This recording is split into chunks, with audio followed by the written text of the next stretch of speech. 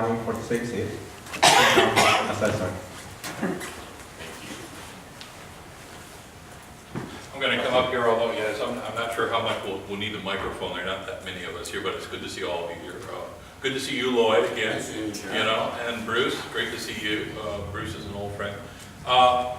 You know, it was nice to hear Lloyd refer to some of the great things that the department did while I was chief deputy assessor there, like improving the website, bringing online appeals. You know, I'm running for assessor because I think, frankly, though, the next assessor needs to be a champion on affordable housing and access for housing for all of us. Housing is a major crisis in this county today. I think not a day goes by where we don't see how that plays out. And I feel it very personally. I have 4 kids. My 2 boys are on the East Coast, they work in high tech. My 2 daughters, who we adopted as infants from Korea, both live in Seattle these days, but they struggle to find housing that they can afford to live in.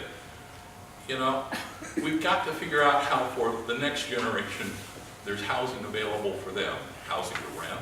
My youngest daughter is 27. She pays $9.25 a month for rent. You know, back when I was her age, that was a pretty decent mortgage payment for a pretty decent house. Now it's a studio apartment somewhere in Ballard. Dave, by the way, good to see you too. You know, so let me tell you a little bit more about myself. I'm a lifelong Democrat. I broke my parents' heart when I told them I was going to vote for McGovern over Nixon. My folks were good old Midwestern Republicans.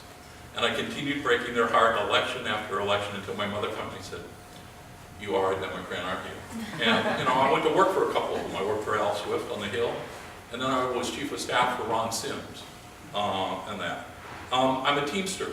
I'm proud of my union role today and proud of my union heritage.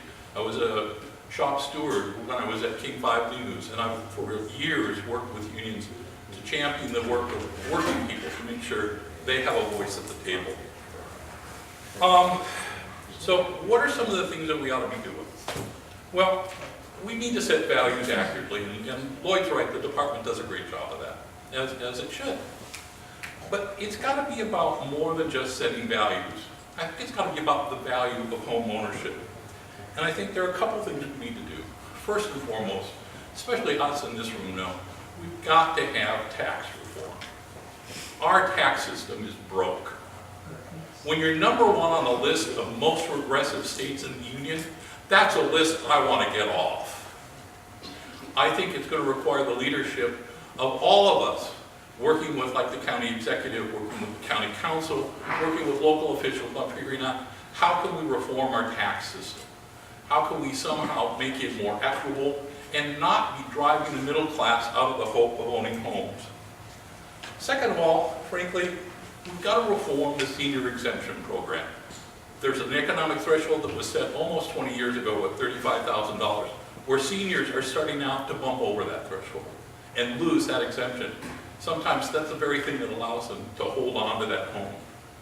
We ought to change that. And while we're changing it, you know what we also ought to do?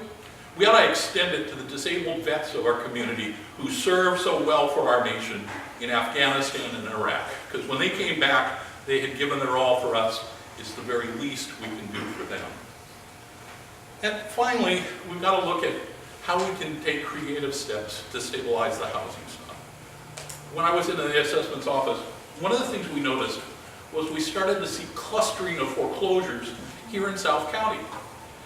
And the problem with that is it frankly then becomes an incubator for crime.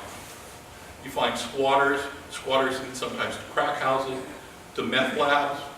I was talking to Sheriff John Urquhart the other day, and he was saying it's a major problem. And you've heard recently, like, there was a squatter in a condo, of all things, up in the east side that lit the place afire, burned out 5 people out of the unit.